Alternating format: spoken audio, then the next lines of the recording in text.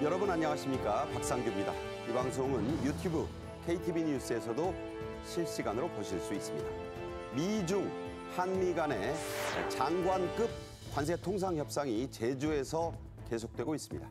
우리 측에서는 정인교 통상교섭본부장이 사전 조율에 나섰고 중국에서는 리청강 상무부 부부장이 2차談판을 이어가고 있습니다.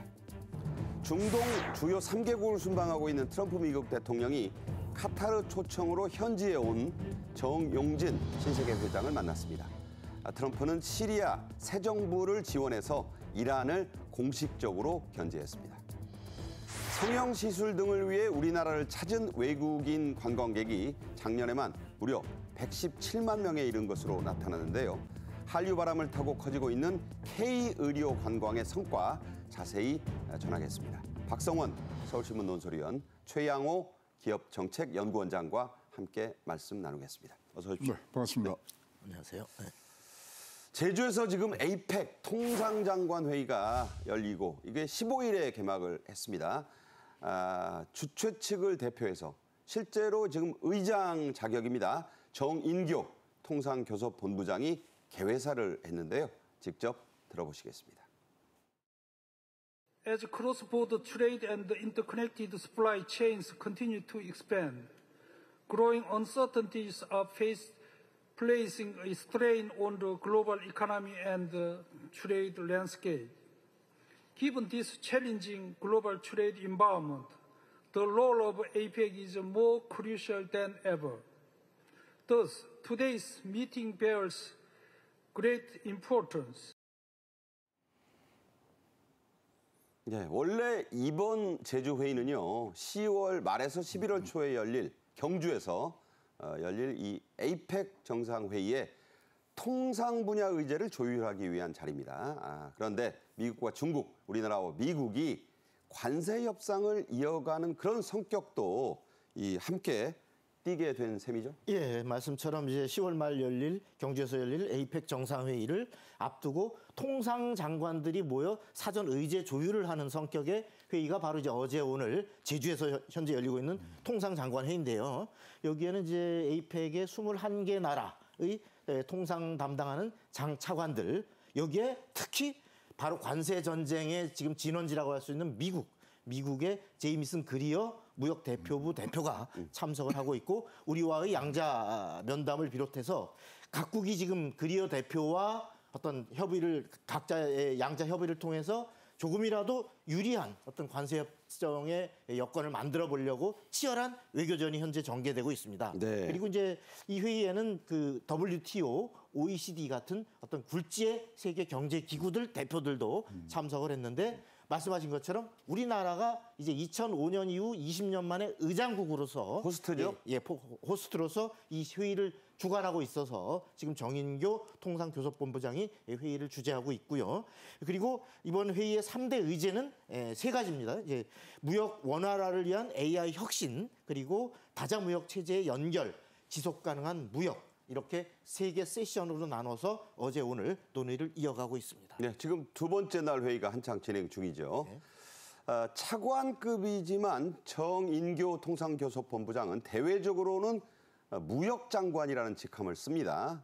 이번 회의의 의장으로서 미국 측을 대표하는 그리어 미 무역대표부 대표를 여러 번 지금 만나는 거죠? 네, 지금 뭐 4월 25일 날 미국 현지에서도 2+2 회의를 했고요. 그다음에 이번에 이제 이 회의가 끝날 쯤에서는 안덕근 우리 산업부 장관하고 두 분이 만나기로 지금 돼 있습니다. 그래서 계속적으로 우리가 2+2의 줄라이 패키지라든가 여러 가지들을 좀 얘기를 하고 있기 때문에 현안 등에 대해서 계속 점검과 그다음에 실무반을 이제 운영한다는 당시에 합의 내용들을 어떻게 진전상황과 그런 것들을 체크하는 그런 만남들이 지금 계속 계획되고 진행되고 있습니다. 네, 지금 계속 속개되고 있습니다. 제이미슨 그리어 미 USTR 대표는요, HD 현대중공업 또 한화오션의 이 전문 경영인들, 이 CEO를 비공개로 단독으로 만납니다. 자, 그리어 대표가 요청을 해서 이루어진 자리라죠? 예, 그렇습니다. 그리어 대표의 요청에 따라서 국내에서 특수선 선박 제조의 양강 회사라고 할 수 있는 HD 현대중공업 그리고 한화오션의 대표들이 각각 그리어 대표를 단독으로 면담을 하고 있는데요. 여기서 무엇보다도 이제 미국이 가장 큰 관심을 갖고 있는 상선 또 군함 이런 것의 건조와 또 MROR에서 우리가 어떤 선박의 유지, 보수, 정비 이런 조선업 분야의 한미 협력을 어떻게 구체화할 것인가에 아주 디테일한 이런 논의를 현재 하고 있는 상황입니다. 그리고 이와 같은 조선 분야의 협력은 바로 오늘 안덕근 산업통상자원부 장관이 지금 그리어 대표와 오늘 갖게 되는 어떤 2차 한미 통상 협의에서도 중요한 우리 측으로서는 하나의 지렛대 역할을 할 수 있지 않을까 이런 기대가 되고 있습니다. 네. 예. 자, 외신들의 이 관심은요, 사실 스위스 제네바에 이어서 제주에서 속개된 미중 관세 통상 2차 담판에 쏠려 있습니다. 이게 두 번째니까요.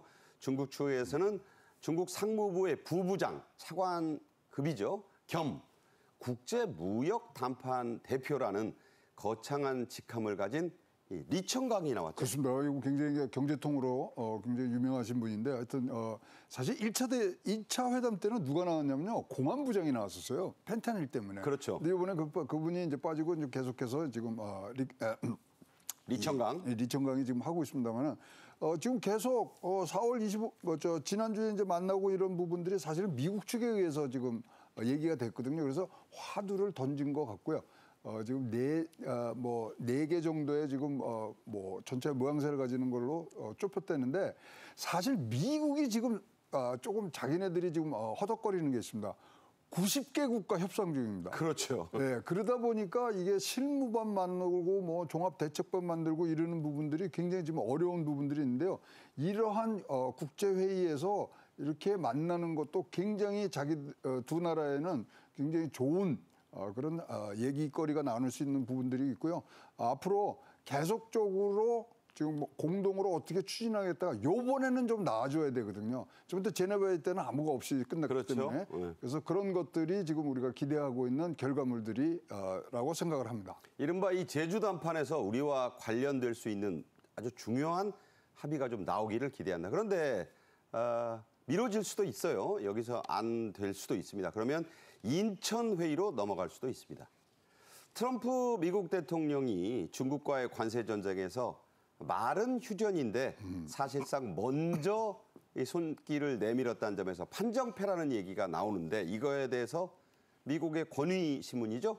워싱턴 포스트 자세히 보도를 했죠. 예, 이제 워싱턴 포스트가 14일 날 뭐라고 보도를 했냐면 그 트럼프 대통령이 그 미국과 중국 간의 지난 10일, 12일 제네바 협상에서 어떤 145%라고 하는 초고율의 관세를 여기서 확 깎아서 30%만 남기고 일단은 말하자면 휴전으로 이렇게 조치를 확 톤다운한 데에는 배경에는 무엇보다도 일부 지지층의 동요를 감안한 핵심 참모들의 설득이 있었다. 네. 이런 이제 뒷얘기를 보도를 했습니다. 이 내용인즉 뭐냐면 트럼프 대통령의 마가 다시 말해 보호무역주의의 핵심 지지층이라고 할 수 있는 바로 항만 노동자, 하역 노동자, 예 그리고 트럭 운전사들, 이런 층들 있잖아요. 이런 덩치 큰 층들이 사람들. 지금 이렇게 엄청난 초고율 관세와 또 중국의 보복 관세로 사실상 양국 간의 무역이 단절되다시피 한 이런 상황에서 가장 큰 피해를 받고 있다. 왜냐하면 제조업이나 어떤 물류의 일자리 자체가 현재 지금 없는 이런 상황 속에서 고통을 호소하고 있다.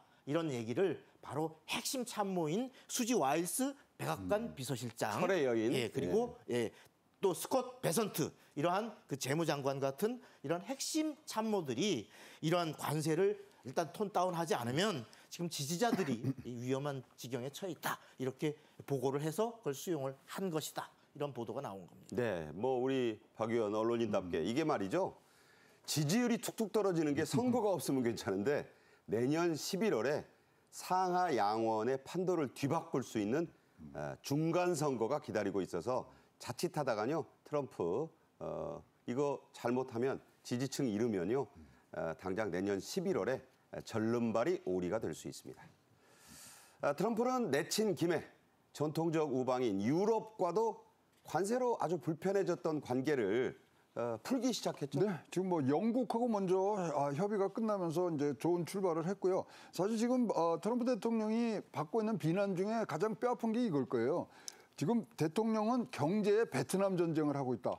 이러한 얘기들을 하고 있냐. 뭐 많이 쏟아놓는데 결국은 진 것 같은 그런 효과를 내는 부분들을 이제 내기 때문에 지금 이의 무역수장하고 러트닉 상무장관하고 굉장히 지금 긴밀하게 하면서 뭘 하자 그러면 실무반 운영하자. 그래서 빠르게 이제 나갔으면 좋겠다. 그리고 관세 전쟁이 이제 끝나야 모든 것들이 원점으로 돌아오면서 다시 시작을 해야 되니까 그러다 보니까 이제 문서로 남기자. 서한들이 지금 오고 가고 있고요.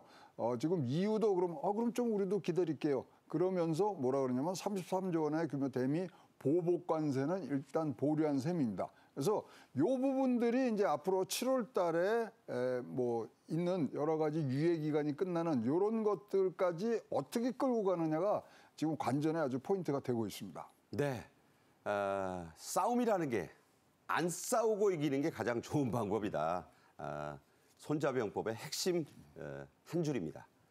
다음 주제로 가죠. 트럼프의 이 중동 주요 3개국 순방 가는 곳마다 이 조단위 돈 얘기가 계속 나옵니다. 이게 뭐 2배로 부풀려졌다는 얘기도 나오고 선물이냐 뇌물이냐 뭐 여러 얘기가 지금 많아요. 그런데 카타르 왕실의 이 공식 만찬에 한국인 한 사람이 등장해서 화제가 됐습니다. 바로 정용진 신세계 회장이 트럼프가 초청한 거 아니래요. 이 카타르 국왕의 초청으로 참석했다고 하죠. 예, 지금 이제 14일 날 카타르 국왕의 초청으로 말씀하신 것처럼 트럼프 대통령이 지금 중동을 순방 중인데 여기에 그 순방국의 하나인 카타르의 국왕과의 만찬. 카타르 국왕 이름이 뭐 좀 깁니다. 셰이크 타민 빈 하마드 알산이 이런 그 국왕과의 만찬석상에 이례적으로 한국인으로는 유일하게 정용진 신세계 그룹 회장이 참석해서 눈길을 끌었는데요. 그러니까 당신이 여기 웬일이야죠. 예, 그렇습니다. 여기에는 뭐 각별한 이제 트럼프 대통령 또 트럼프 가와의 인연이 막 계기가 됐습니다만 어쨌든 여기서 트럼프 대통령과 카타르 국왕과 당당히 악수를 나누고 함께 또 대화를 나누기도 한 이런 것이 이색적이었는데 트럼프 대통령과는 우리가 기억하다시피 작년 12월에 마로라고 리조트의 사저 만찬에 초청을 받아서 그때 일주일 잤잖아요. 그렇습니다. 거기서 직접 또 만났던 것이 있고 그래서 어쨌든 이번이 처음이 아니다 이렇게 말씀드릴게요.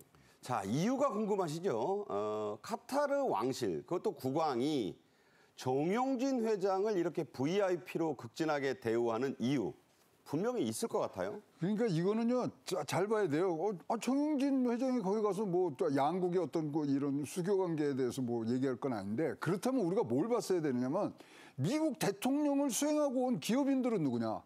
그러면 여기에 지금 머스크가 왔고요, 울프만 AI가 지금 수행을 하고 있고요, 그다음 엔비디아의 제임스 황이 네. 지금 수행을 하고 있습니다. 거기다 아마존 GDC까지 지금 했거든요. 그렇다면 자, 정용진 회장이 무슨 얘기를 거기서 외교적인 부분들이 아니라 이거는 분명히 산업적인 사업적인 부분들이 한국, 미국 그리고 카타르에 삼박자가 나오는 것들이 나오는 거 아니냐는 것들이 재계의 지금 화제가 지금 되고 있는데요. 어쨌든 주니와의 뭐 친밀한 교분을 통해서 하고 있지만 이러한 것들이 진짜로 이 바쁜 이 뭐 기업의 수장을 이렇게 불렀다는 다른 것이 있을 수 있고요. 그다음에 지금 전용기를 지금 뭐 4억 달러짜리 하나 선물을 줬잖아요. 거기다가 보잉 160대 보잉기를 지금 산다고 한 것 등등으로 봐서 정용진 회장이 한국으로 돌아왔을 때 선물 보따리는 가교 역할 외에 플러스는 분명히 있을 것 같다는 조심스러운 예측을 하고 있습니다. 네. 자, 이에 앞서 트럼프 대통령은 시리아 신정부, 이 과도 임시정부입니다. 역시 임시대통령인데 이 사람을 사우디에서 만났습니다. 이란을 공식적으로 견제하기 위해서라죠? 그렇습니다. 이제 그 트럼프 대통령이 지금 카타르 방문에 앞서서 첫 방문했던 게 사우디인데 사우디의 수도 리야드에서 바로 시리아의 신정부 아메드 알샤라라는 임시 대통령과 첫 정상회담을 가졌습니다. 이 지금 시리아의 신정부는 알 아사드 전 정권, 독재 정권, 친이란 정권이었던 이 정권을 무너뜨리고 이제 새로 들어선 정부인데 여기와 첫 회담을 하면서 우리는 시리아의 새 정부와 관계 정상화를 모색하고 있다라고 하면서 말씀하신 것처럼 어떤 이란에 대한 견제 의도를 좀 분명히 했고요. 이렇게 그 트럼프 대통령도 앞으로 아브라함 협정에 이 아브라함 협정은 지금 미국이 주도해서 이스라엘과 중동의 어떤 이슬람권 국가들 이런 아랍 국가들과 어떤 일종의 평화회담을 지금 미국이 주도해서 만들고 있는데 여기에 지금 본인이 방문한 그 나라인 사우디와 지금 회담을 가진 시리아 이런 정부들이 함께 참여해달라라는 것을 촉구함으로써 어떤 이쪽 중동의 ISIS와 같은 테러 조직 또 이란 이런 나라들을 견제하는 이런 일환으로 이번에 회동이 이루어진 겁니다. 네, 그렇군요.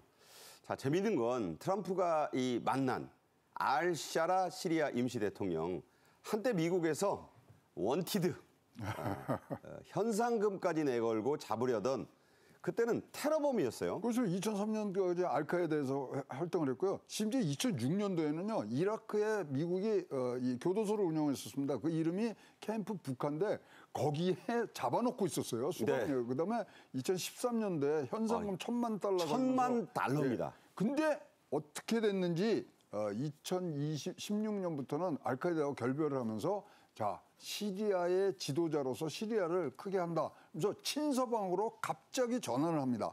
그런 상황에서 이제 이번에 가서 뭐 영원한 친구, 영원한 적도 없는 것이 뭐 외교가고 국가 간의 관계입니다만은 지금은 완전히 친서방파로서의 교두보를 확보해주는 역할을 하기 때문에 트럼프 대통령 찾아가서 뭐 차 한잔 같이 해야 되면은 그런 사항들이 많이 지금 벌어지고 있습니다. 자, 어제의 적이 오늘의 동지라는 게 이 정치와 국제 질서라지만 참 극명하게 보여준 예가 아닌가. 1,000만 달러짜리 과거의 테러범을 새 대통령으로 만난 트럼프입니다. 시리아 새 정부는 얼마 전에 우리나라와 수교한 마지막 UN 회원국이었습니다. 쿠바에 이어 시리아, 이거 저희가 전해드렸죠. 트럼프의 시리아 제재 해제와 관련해서 우리 외교부가 발표했던 내용 직접 들어보겠습니다. 시리아의 안정과 경제 발전을 위한 국제사회의 노력에 중요한 전환점이 되기를 기대합니다. 우리 정부는 앞으로 국제사회의 대시리아 제재 해제에 맞추어서 시리아 재건 과정에도 적극적으로 참여해 나갈 예정입니다. 아울러서 이 과정에서 우리 기업들의 시리아 재건 참여에 대해서도 적극 지원해 나갈 예정입니다.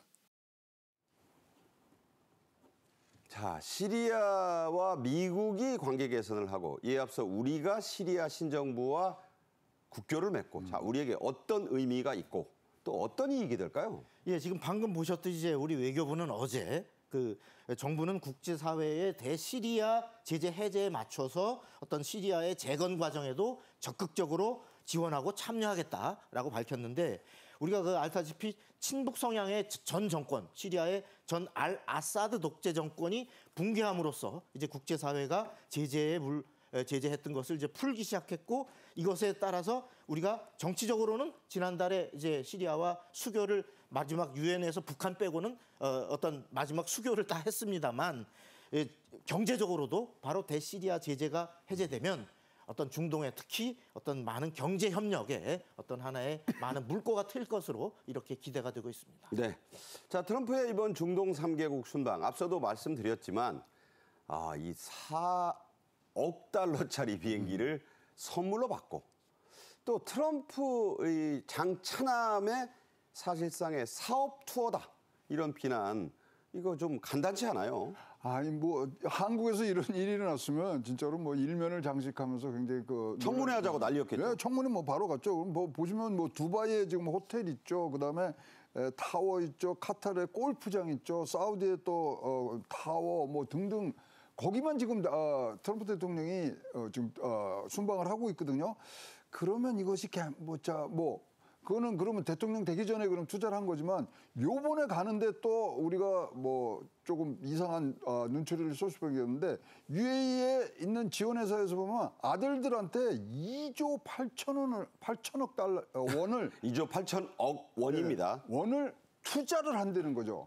이러면 뭐 우리가 뭐 얘기하는 소위 말하는 압력에 의한 이런 투자가 아니냐 뭐 등등 여러 가지 생각을 하고 있습니다만 일단 트럼프는 나는 몰라요. 아무것도 모른댔어요. 나는 아무것도 몰라요. 이런 부분들 자 이런 것들이 사실 진행되는 과정에서 어떻게 이제 전개되는 부분들이 있겠습니다만은 조금 과히 뭐 저희 같은 뭐 평민들이 봐더라도 이거는 특혜 아닌가 싶을 정도의 그런 얘기들이 나오는데 하여튼 뭐 본인들이 잘 알아서 행동을 하리라고 믿습니다. 네, 미국은 철저한 민주주의 국가입니다. 따라서 트럼프 대통령의 힘이 꺾이는 순간 엄청난 스캔들이 될 것이란 비판 언론들의 보도가 있다는 점도 말씀드립니다.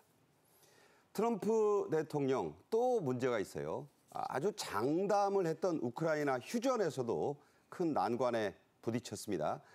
트럼프가 수수방관하는 사이에 러시아는 내줬던 땅을 거의 다 찾았고 푸틴은 트럼프가 원하는 젤렌스키와의 회담장 나타나지 않았어요. 아니 근데 원래 이거 뭐 푸틴이 이거 제안한 거거든요. 그래갖고 3자 회의에서 삼국 간의 정상간에서 이제 끝내자 그러고 뭐 트럼프 대통령도 자기 대선 공약 중에 하나가 한 달 만에 끝내겠다 그러는데 푸틴이 안 오겠다는 거죠. 사실상 보이콧을 했는데 자 지금 상황을 보시면 자기가 빼앗긴 땅, 뭐 그다음에 우크라이나에서 차지할 땅 이런 거 거진 다 정리가 됐거든요. 그래서 이제 전쟁을 스톱만 하면 된다 그러는데 하나를 지금 더 갖고 싶어하는 거죠. 우크라이나에 대한 아주 굉장히 마지막 라스트 펀치를 지금 먹이고 싶은데 여기 와서 트럼프 대통령하고 이런 평화 협정을 하면 안 되기 때문에 이 부분들이 지금 가고요. 그러다 보니까 푸틴 대통령이 이거 먼저 하자 그랬어요. 근데 자기는 못 가니 차관급을 보냅니다. 안 하겠다는 거거든요, 이거는. 그래서 우크라이나의 전쟁을 종식시킬 의도가 있느냐 없느냐 뭐 없는 것으로 지금 비춰주는 그런 국제 정치가의 일단 판단들이 지금 나오고 있습니다. 과거 2차 대전 직전에 영국의 챔벌린 총리가 나치를 믿고 나치의 선의에 기댔다가 아주 개망신을 한 뒤에 처칠 수상이 들어서서 2차 대전을 승리로 이끌었던 그런 것을 기억나게 하는 장면입니다. 트럼프, 푸틴과의 3자 정상회담을 잔뜩 기대했던 젤렌스키 우크라이나 대통령 참 허탈한 결과죠? 예, 이제 젤렌스키 우크라이나 대통령은 지금 푸틴이 안 오고 보좌관을 보내서 말하자면 형식적인 회담, 사실상 의미가 없는 회담을 만들어버린 데 대해서 러시아 대표단은 장식용에 불과하다. 장식용에 불과하다. 이렇게 이제 비판을 하면서 어떤 지금 크렘린궁에 그것도 어떤 외교 안보의 핵심 측근을 보낸 것도 아니에요. 그렇죠. 그러다 보니까 비서 보낸 거예요. 예, 비서 그냥 보내서 형식적으로 때우려고 하니까 낮은 수준의 대표단 파견에 굉장히 유감이다라고 이제 비판했는데 이거에 대해서 푸틴 쪽 러시아 외무부는 발끈합니다. 뭐 누가 장식용이라는 단어를 썼느냐? 광대가 패배자가 이렇게 젤렌스키 대통령을 인격 모독하는 발언으로 러시아는 맞대응을 했고 트럼프 대통령 자칫하면 3자가 정상들이 모일 수도 있었던 여기에 또 슬그머니 발을 뺀 트럼프 대통령은 아마 그거 내가 푸틴 대통령 만나기 전에는 이거 뭐 우크라이나 문제가 잘 진전이 없을 것 같다. 이렇게 또 남 얘기하듯 지금 일단 발을 빼고 있습니다. 끝까지 큰 소리는 쳐보는 거죠. 예, 네, 그러고 있습니다. 정말 쉽지 않은 상황입니다. 푸틴 러시아 대통령은 3자 정상회담을 먼저 제안하고 발을 뺀 셈이에요. 푸틴 입장에서는 내가 원하던 땅을 대부분 차지했으니 서두를 것도 아쉬울 것도 없다 이거죠. 이게요, 원래 이제 최초 제안이 언제면 4월 11일이었어요. 4월 11일이니까 그때는 그렇게 많은 땅을 차지를 할라는 생각을 안 했는데 지금 뭐 한 달이 훌쩍 지난 지금 시점에서는 완전히 지금 전세가 이제 러시아 쪽으로 좀 이루고 가니까 그러면 안 해요. 뭐 알아서들 하겠죠. 이런 지금 하는 부분들에 이제 젤렌스키 뭐 대통령은 지금 굉장히 몸이 달았죠. 그런데 뭐 이제 여기 차관급도 아니고 뭐 진짜로 보좌관 갔어요. 실무진이 가니까 그러면 뭐 지금 모양 빠지게 트럼프 대통령이 갈 이유도 없고 그래서 서두를 것도 아쉬울 것도 없고 지금 시간 벌기용이라는 국제사회의 비난은 받고 있습니다만은 뭐 실리를 차지하는 부분들에 있어서 이렇게 변덕스러운 지도자들도 자국 내에서는 큰 인기를 얻고 있는 것 같습니다. 네, 푸틴의 러시아 내 지지율 80% 이상입니다. 원래 러시아인들은요 아주 강력한 지도자가 자기들을 잡고 흔들기를 바라는 그런 민족성이 있다고 합니다.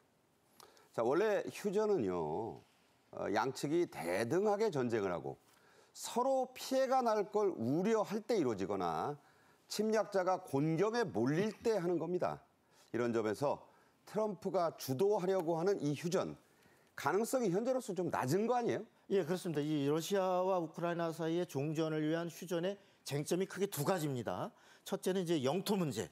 이것은 우크라이나가 침략을 당한 입장에서 빼앗겼던 이 영토는 절대 러시아에게 양도할 수 없다. 이런 입장을 확고히 하고 이것은 헌법이나 우크라이나 국민들의 동의를 얻을 수 없기 때문에 할 수 없다라고 하는데 지금 이제 러시아는 2014년에 강제 합병한 크림반도 그다음에 요번 2년 전에 바로 침략을 시작했던 곳에서 빼앗았던 지역들 쿠르스크. 예, 쿠르스크 또 루안스크, 자포리자, 도네츠크, 헤르손 이런 지역들에 대한 추가 점령지들까지도 러시아 땅으로 인정해야 된다라고 하는 거니까 이게 잘 좁혀지지 않고 있고 그다음 두 번째 쟁점이 뭐냐면 바로 우크라이나의 전후 안전 보장 문제인데 지금 당초에 우크라이나가 원했던 EU 가입 또 나토 가입까지는 지금 우크라이나도 사실상 어렵다고 포기를 했지만 대안으로 미국이 그러면 예를 들어 미군 주둔이나 이런 형식으로 해서 차후 러시아의 침략을 막아줄 수 있는 이런 안전 보장을 해달라. 그러니까 인계철선을 좀 깔아달라 그렇습니다. 이거죠. 우리 한국처럼 이렇게 해달라는 건데 이거에 대해서는 미국이 트럼프가 확실한 약속을 하지 않고 있는 상태입니다. 더욱이 러시아는 지금 푸틴은 게다가 미군은 물론 어떤 유럽의 무슨 공동 주둔군 해가지고 이런 우크라이나 땅에 외국 군대가 한 명이라도 주둔하는 것은 절대 우리가 용인할 수 없다. 그다음에 또 심지어 우크라이나의 군대 자체도 대폭 감축을 해야 된다. 이런 지금 요구를 내걸면서 전혀 어떤 그 협상의 고리가 꿰어지지 않고 있습니다. 사실상 우크라이나 보고 무기를 내려놓고 군대를 갖지 말라는 건데 일제 때 여러분 우리 군대 해체했던 일 기억하시죠? 나라의 군대가 없으면 그게 나라겠습니까? 다음 주제로 가겠습니다. 쇼핑 먼저 하고 강남에 가서 성형수술이나 시술을 받는다는 이른바 K-의료 투어가 인기를 더해가고 있습니다. 정부 당국도 팔걷고 지원 정책을 마련 중인데요. 먼저 영상 보겠습니다.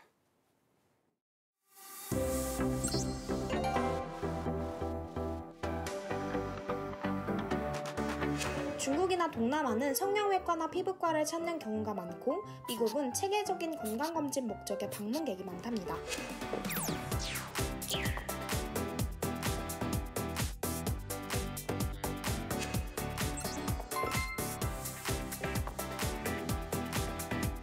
슬로우 에이징을 주제로 메디컬 토크쇼를 열어 보다 폭넓은 의료관광 콘텐츠를 소개했으며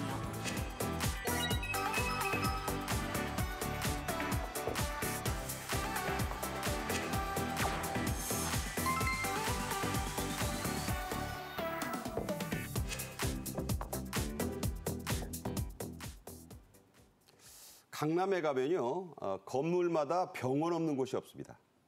그런데 어떤 건물에 가보면 다양한 병원들이 다 한 건물에 들어있어서요. 이른바 원스톱 의료 관광을 할 수 있다죠? 예, 여러분들 혹시 이제 그 강남역이나 신사역 주변에 어떤 그 피부과, 성형외과, 그다음에 안과 이런 데를 혹시 치과도 있어요. 예, 치과 이런 데를 혹시 찾아본 분들은 느끼셨겠지만 거기서 그 엘리베이터를 타보면 어떤 건물에 정말 그 이런 여러 진료과가 쫙 그 층마다 다 들어 있습니다. 병원 한 20개 있습니다. 예, 그래서 이게 종합병원인가 싶을 정도로 이렇게도 되는데 바로 그러한 강남 일대에 많은 그 엘리베이터를 타보면 외국인 환자들이 한 절반가량 가까이 되는 것들이 어떤 속출하고 있다. 이런 것들인데요. 여기에 보면은 그래서 어떤 그 전체에 이렇게 가득 채운 외국인 환자들을 유치하기 위해서 유치전도 병의원 간에 굉장히 치열한데 그래서 어떤 그 외국인 환자들을 위한 예약과 어떤 픽업 서비스 이런 걸 제공하기도 하고 또 심지어 맛집, 미용실 이런 안내까지 담당하는 직원을 둬서 서로 유치전을 치열하게 벌이고 있습니다. 가보면 정말 가관입니다. 자, 이렇게 일석이조는 당연하고 일석삼조, 일석사조까지 할 수 있다는 소문이 세계적으로 퍼져서요. 작년에 의료 관광하러 우리나라에 온 외국인 관광객 120만 명이 다 돼요. 그렇습니다. 우리나라가요 의료 관광을 이제 열었을 때 100만까지 가는데 7년 걸렸는데요. 이번에 뭐 바로 한 해에 이거를 117만 지금 이렇게 저 그래프 보십시오. 네, 네. 저기까지 뭐 굉장히 오래였는데 자 이거를 갖고서 우리가 어떻게 판단을 하냐면요. 이거는 과거에 했던 거 누적된 게 다시 돌아온 게 아니라 이거는 구조적 반등이라고 지금 업계에서는 얘기를 하고 있습니다.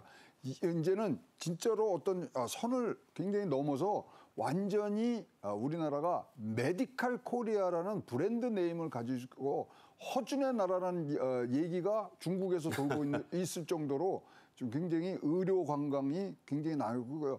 지금 뭐 원래 이 코스가 있죠. 명동에서 칼국수, 동대문에 가서 쇼핑하고 강남에 가서 보톡스 먹는다. 이거는 그냥 딱 정리가 돼서 나오고 이거를 따라하는 외국인들이 굉장히 많으면서 특히 일본, 중국, 미국을 중심으로 해서 지금 의료 관광객들이 말씀하신 대로 지금 550%의 대만 환자까지 합쳐는 120만 명. 근데 120만 명이 우리가 언제가 목표였냐면 2027년까지 하려고 했던 목표가 빨라요. 당겨져 왔습니다. 네, 뭐 명동 쇼핑뿐만 아니라 온 군데서 다 쇼핑합니다. 가로수길도 많고. 자, 의료 관광을 온 외국인 관광객들이 가져올 이 경제적 파급 효과 막대하죠? 예, 이제 외국인 의료 관광객 100만 명 시대를 작년에 이제 돌파하면서 이것이 가져올 경제 효과를 우리가 복지부의 추계 방식으로 복지부가 2023년에 추계했던 게 있는데 그걸 응용해서 작년도 100만 명을 넘어서 이걸 추계해 보니까 대략 한 22조 원 이렇게 효과로 추산되는데 이 가운데는 의료비 지출 자체액이 이제 한 8조 원, 그다음에 이것이 유발한 생산 유발 효과가 나머지 한 14조 원 이렇게 분석이 되고 있습니다. 그리고 또 우리가 한국관광공사의 데이터 랩을 통해서 본 올 1분기에 외국인 의료 소비액 와서 직접 의료비 지출한 소비액을 보면 3,564억 원으로 이렇게 추계가 돼서 그 전년도 대비해서 57%로 어떤 57%가 급증을 했고요. 올 3월에 한 달에만 어떤 외국인들이 와서 의료비를 지출한 직접 지출액 이것만 따져도 1,533억 원으로 월 기준 역대 최고액을 지금 계속 갱신하고 있다. 이렇게 분석이 되고 있습니다. 네, 좋은 일이죠. 관광객 많이 오셔서 돈 써주고 또 그거 세금 많이 내면 되는 겁니다. 관광 온 김에, 놀러 온 김에 보톡스나 필러 같은 간단한 성형 시술은 아주 즉흥적으로 받고 가는 외국인들이 많다고 합니다. 자, 패턴이 좀 나뉘죠? 나누죠. 그래서 이제 가장 많은 데가 이제 피부과 성형외과지만 미국에서 피부과를 그냥 단순 치료로 가려면 3개월 전에 예약하고 가야 됩니다. 우리는 뭐 3시간이면은 서너 군데 다니면서 어디를 가서 정할지 정할 정도로 한국이 되게 의료 선진국인데요. 여기에 외국 관광객들을 어떻게 지금 막고 있냐면요. AI로 해서 개인 환자의 완전히 이 특화된 부분들로 지금 가고 있기 때문에 고품격의 AI로 개인 친화적이고 그다음에 이거에 법져서 K컬처까지 있다. 와서 할 그 이유 안 할 이유가 없죠.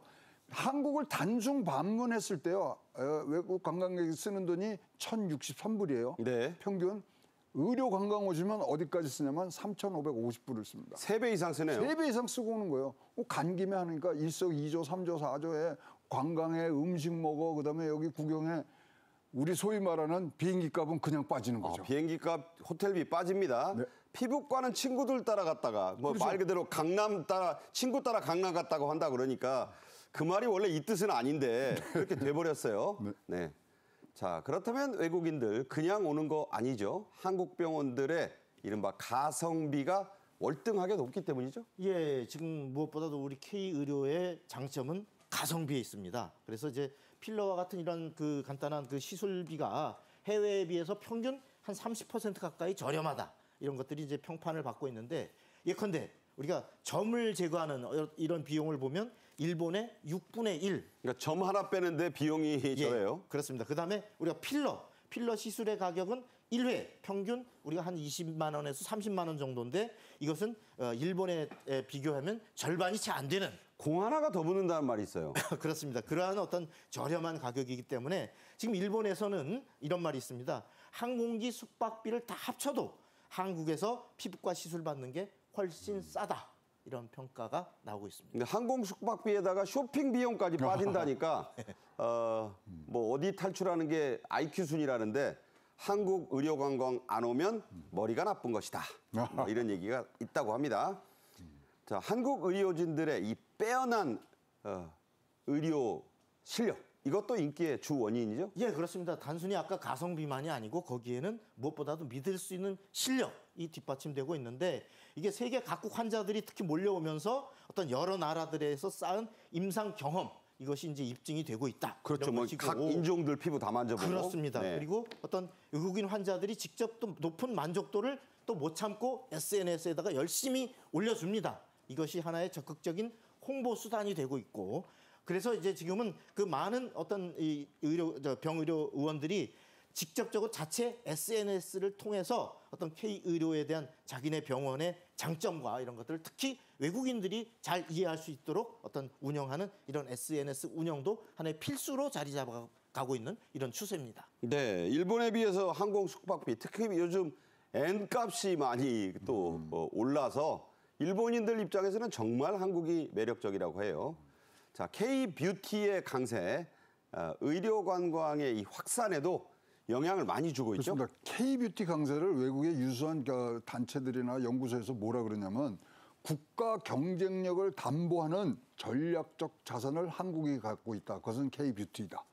이 국가 경쟁력을 지금 좌우할 정도의 지금 굉장히 높은 그런 실력들을 지금 갖고 있거든요. 그런데 그거를 다 한류의 영향을 받으면서 이것들이 종합 산업화가 되고 있는 부분들이 많습니다. 그러니까 와서 피부과, 성형외과 뭐 하고 최근엔 또 검진까지 지금 하고 있기 때문에 이런 뷰티 호감도가 맞물려서 확산되는데요. 일단 세계 최고 수준의 기술이라는 것들이 지금 확산이 되고 있고 또 그렇게 또 환자들이 많이 오니까 임상이 많이 돼서 자료가 많이 차이죠. 그렇죠. 그리고 AI로 이것들을 다 개윤화하자 합니다. 유명한 이런 의료 관광에서 하는 데는요. 4개국어를 따로 하는 팀들이 돌고 있습니다. 그러니까요. 근데 왜 4개국어 뭐 이렇게 안내하면 되는 게 아니라 의료 용어들이 틀리답니다. 그것까지도 전문화되게 지금 나눠서 하는 그런 3시간까지 갖춘 K-뷰티 우리 의료 강국 메디컬 코리아의 브랜드가 지금 굳건하게 서고 있습니다. 네. 에스티로더, 뭐 랑콤 이런 세계적인 에스테틱 화장품 회사들이 한국을 테스트베드, 그야말로 신제품을 실험해보는 장소로 쓰고 있다. 이거 대단히 어렵고 영광스러운 것입니다. 값비싸고 어려운 중증 질환 분야에서도 외국인 환자들 한국을 많이 찾고 있죠? 예, 지금 이제 뭐 피부과, 성형외과 같은 이런 간단한 분야만이 아니고 우리가 중증 질환의 외국인 환자들도 꾸준히 지금 증가하고 있는 추세입니다. 그래서 빅5 병원들의 경우는 실제 국제 진료센터 같은 것을 두어서 어떤 외국어 코디네이터, 그다음에 전담 의료진을 배치하고 있는 이런 추세거든요. 그래서 정부도 이제 이와 같은 것을 적극 뒷받침하기 위해서 국제 의료 행사와 국가 협력을 통해 어떤 암, 심장 질환, 척추, 난임 이런 중증 질환들에 대해서 다양한 분야의 한국 의료의 우수성을 알리고 또 진료 과목을 다변화할 수 있도록 그렇게 뒷받침할 방침입니다. 그리고 또 외국인 환자의 유치 실태, 진료비 실태 이것을 올해 적극 조사를 해서 진료비 규모와 현황 이것을 보다 정확히 파악하도록 이렇게 조치해 나가고 있습니다. 네, 저게다 한국인들의 손재주가 좋기 때문인데 과거에 그 어렵다는 가발로 성공했는데 이제는 저 의료, 성형은요 이 손기술입니다. 아주 미세한 것까지 잘하는 한국인의 이 손기술. 성형외과 선생님들이 좀 화내시겠네요. 기술만은 아닌데. 자, 우리 상급 병원들의 건진이라고 하죠. 건강 검진 프로그램도 인기가 아주 크게 높아지고 있어요. 사실 우리가 맨날 건강검진하고 이렇게 공단에서 내려서 받으라 그래서 우리는 모든 게 일상이 된 것 같지만요. 검진 프로그램이 있는 나라가 별로 없습니다. 그러니까 미국의 경우 같은 데는 검진을 해서 거기서 어떤 병이 발견되면요. 치료까지를 그 담당 의사가 해줘야 되는 게 법으로 돼 있거든요. 근데 우리는 여기서 뭘 발견해서 지금 뭐 이거를 전문의에게 연결시켜 주는 것들이 법으로 허용되고 네트워크가 잘 돼 있는 부분들이 있고요. 그러다 보니까 외국에서는 나오지 않는 부분들이 있고요. 거기다 가성비가 엄청납니다. 지금 우리나라의 그 뭐 좋다는 S병원에서 하신다면은 뭐 한 5,600불 정도 하는 게 있는데 똑같은 장치, 똑같은 수준의 검진을 싱가포르에서 받으면 여러분 12,000불 정도가 듭니다. 네. 이 가성비 그리고 자기의 건강에 대한 이거를 아는 부분 굉장히 지금 효과가 있다고 보여집니다. 네. 자, 외국 특히 미국으로 이민 간 우리 동포들도 저 의료 때문에 고국 방문을 부쩍 더 한다죠? 예, 최근에 이제 특히 중장년층의 재미교포들이 의료 관광이 굉장히 급증하고 있는데 무엇보다도 이제 정형외과, 암 검진, 또 내시경 이런 또 심장 스텐트 시술 이런 것들이 굉장히 인기를 끌고 있습니다. 그리고 재미교포들이 특히 가장 많이 찾는 분야가 뭐냐면 단연 정형외과라고 합니다. 뼈. 이 정형외과 경우 고관절이나 뭐 인공관절, 임플란트 이런 것들이 그 미국에서 아마 다녀보신 분은 느꼈겠지만 상당히 이러한 것들에 대해서 비용이 비쌀 뿐만 아니라 장기 어떤 대기를 해야 되는 네. 이런 상황인데 한국에 오면 정말 그 저렴한 비용으로 빠른 시간 안에 이런 것들이 어떤 진료와 시술이 가능하기 때문에 비행기값, 체류비 다 빼도 남는다. 이렇게 평가를 받고 있습니다. 네. 자, 정책적인 면에서 정부 당국의 지원이 있습니다. 바로 전자비자 발급 덕분이라고요? 네, 전자비자라 그래서 이게 2016년부터 이제 우리가 제공되던 부분들인데요. 제외 공간에 여러분 가셔갖고 이 우리나라의 방문 비자를 맡아야 되는데 여기서 비자를 뭐 개런티를 해주면요 3일이면 나옵니다. 그렇기 때문에 굉장히 아프신 분들이 오고 그다음에 이 뭐 사실 아프신 분들이 한국에 올 때는 또 가족들도 같이 와야 되거든요. 거기까지 받는데 3개월 걸립니다. 그러나 이러한 전자 비자를 통해서 하면은 3일 만에 나오기 때문에 빠른 부분. 이 전자 비자가 아니더라도 자기네 나라에서 병원 예약하는데 3개월 걸리거든요. 근데 우리는 3일 만에 여기 와서 치료를 받을 수 있는 부분. 이 부분들은 굉장히 지금 저거고요. 그다음에 전자 비자를 내는 병원에 대해서 외국인들의 신뢰도는요. 나라에서 메디컬 코리아에서 지정한 병원이야 더 인기가 좋아지는 그런 부수 효과도 지금 누리고 있다고 합니다. 네. 자, 외국인들이 이런 서비스 어떻게 이용하는지 체험 브이로그라고 하죠. 저희가 준비했습니다. 보시죠. 외국인 환자를 위한 홈페이지가 따로 있어서 미리 어떤 병원에 있는지 어떤 치료를 많이 해야 하는지 살펴봤어요. 저같이 외국인 환자들의 의료기관 방문을 도와주기 위해 운영하고 있는 메디컬 코리아 콜센터를 통해 상담하고 예약했습니다. Hello. Shiwa Hospital? Shiva Hospital. Yes. I'll find it for you. Wait a second. Thank you.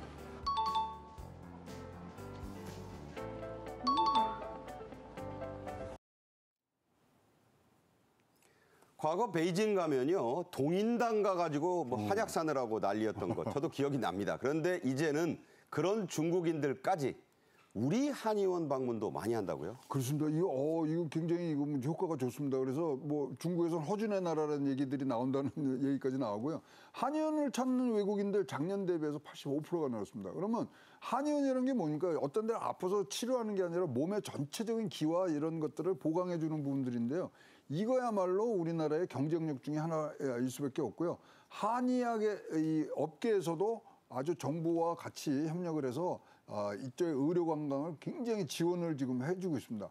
따라서 중국뿐만 아니라 최근에 대만 관광객들이 부쩍 는 이유도 이러한 한의학에 의한 어떤 K 메디칼 코리아의 어떤 명성들이 올라가고 있는 입증이 되고 있어서 굉장히 높은 성장률을 보이고 있다고 합니다. 네, 이게 서울만 그런 게 아니에요. 지방자치단체들도 이 K 의료관광 유치 적극하고 있죠. 예, 이제 지자체들의 경우는 이른바 그 웰니스 클러스터와 의료관광 클러스터를 합쳐서 운영하는 이런 형태로 외국인 의료관광객들을 유치를 하고 있는데, 예컨대 대구 경북의 예를 들면 지금 대구의 그 많은 성형외과 피부 의료 기술과 경북의 소백산, 백두대간과 같은 자연숲 웰니스 관광을 연계한 특화 관광 상품을 발굴했고요. 다른 지자체들도 이와 유사한 형태의 어떤 결합된 이런 외국인 관광, 의료 관광 코스를 많이 개발하고 있습니다. 네, 광주에서는 몽골 관광객을 겨냥한다고 해서 적금까지 개발하고 있다고 합니다. 지금까지 박성원 위원, 최양호 원장님과 함께했습니다. 잘 들었습니다. 감사합니다. 5월도 벌써 후반입니다. 주말과 휴일 건강하게 잘 보내십시오. 고맙습니다.